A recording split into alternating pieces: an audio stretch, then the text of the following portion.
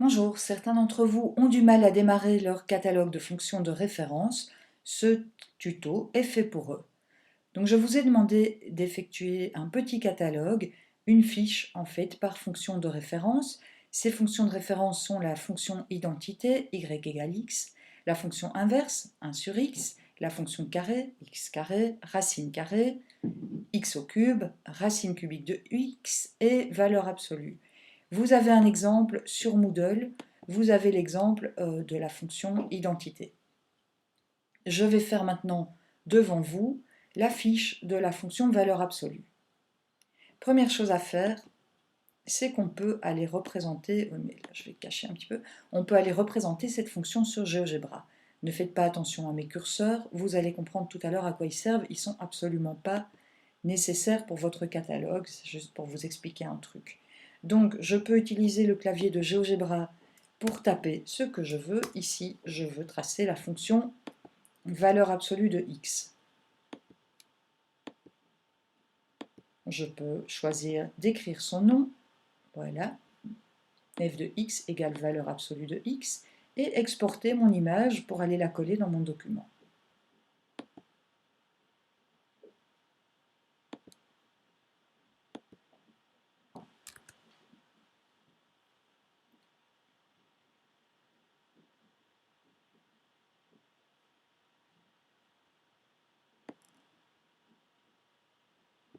Ensuite, on me demande quel est le domaine de la fonction.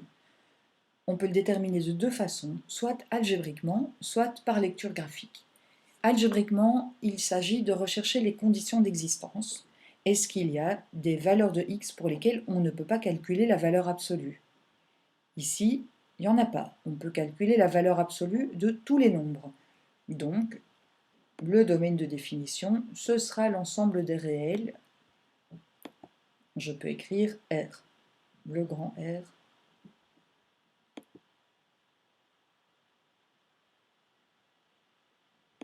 comme ceci. Si vous avez du mal à le déterminer de façon algébrique, vous pouvez le lire dans GeoGebra, c'est ce que je voulais vous montrer avec les curseurs. Comment vous faites? Eh bien, vous prenez une latte et vous allez la positionner perpendiculairement à l'axe X, puis vous la promenez le long de l'axe X. Pour toutes les valeurs de X pour lesquelles votre latte croise le graphique, eh bien, ces valeurs de x font partie du domaine. Donc là, vous voyez que toutes les valeurs de x font partie du domaine de définition.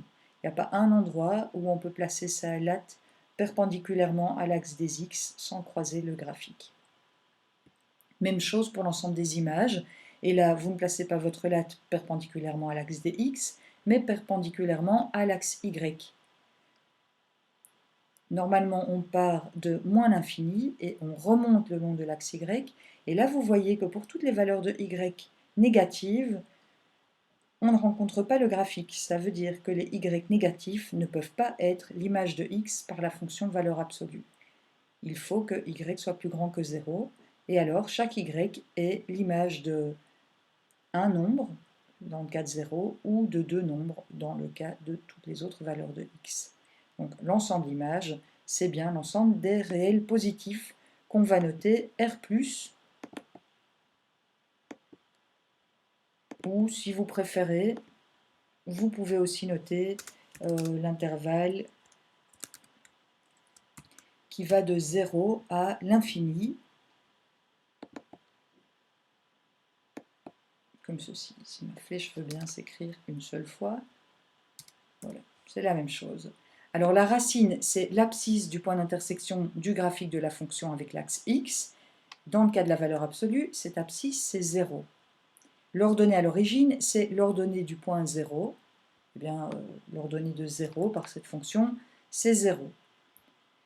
Tableau de signes, on écrit en face de x, donc il y a deux lignes. Dans la ligne du x, on écrit toutes les racines, en les séparant chaque fois par une colonne. Ici, on n'a qu'une racine, c'est 0. Dans signe de x, on va colonne par colonne écrire le signe de la fonction. Donc on commence, si vous voulez, par la racine. À l'endroit de la racine, f de x vaut 0.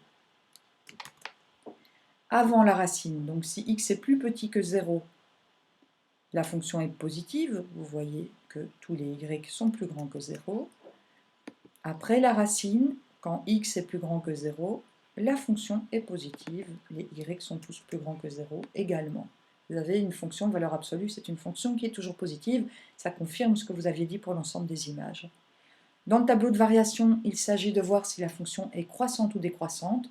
Alors on va écrire sur la ligne des x non plus les racines, mais l'abscisse du minimum ou du maximum, ou des sommets s'il y en a plusieurs. Ici, la fonction admet un seul minimum, et c'est en x est égal à 0. Donc voilà, on écrit l'abscisse du minimum. Alors pour les x plus petits que le minimum, on regarde si la fonction est croissante ou décroissante. Là, vous voyez que le graphique descend, donc la fonction est décroissante. On symbolise ça par une flèche qui descend. À droite de 0, pour des x plus grands que 0, la fonction est croissante. On symbolise ça par une flèche qui monte. À l'endroit du minimum, eh bien, vous pouvez simplement écrire à l'endroit du sommet qu'il s'agit d'un minimum, et vous pouvez même écrire que f de x est égal à 0, si vous l'avez calculé. Je vous demande ensuite quelques valeurs, ceci afin de déterminer si la fonction est paire ou impaire. Alors, l'image de 1 par la fonction de valeur absolue, c'est 1. L'image de moins 1, valeur absolue de moins 1, c'est 1 aussi. L'image de 2 par la fonction de valeur absolue, c'est 2. La valeur absolue de moins 2, c'est 2 aussi. La valeur absolue de 8, c'est 8. Et la valeur absolue de moins 8, c'est 8 également. Pour tout x, l'image de moins x est égale à l'image de x. C'est ce qui s'appelle une fonction paire. Voilà, c'est tout ce que j'attends de vous pour le catalogue de fonctions. À vous de jouer pour les 5 fonctions qui